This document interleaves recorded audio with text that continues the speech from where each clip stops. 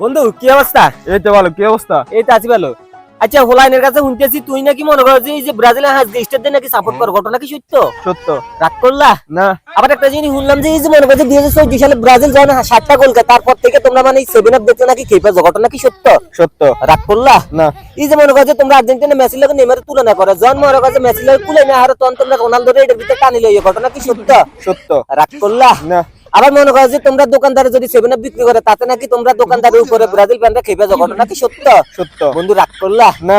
তোমার দাদা ছিল অনেক, তোমার বাপে ছিল অল্প, তোমাদের ব্রাজিল ফ্যানদের আছে সেটা বড় গল্প, বন্ধু ঘটনা কি সত্য? সত্য রাগ করলা না।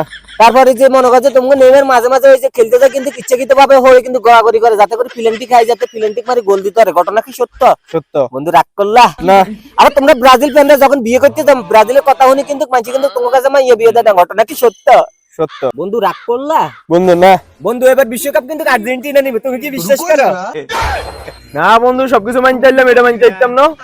এবারকে বিশ্বকাপ কিন্তু ব্রাজিলে নিব। বন্ধু রাগ করলা।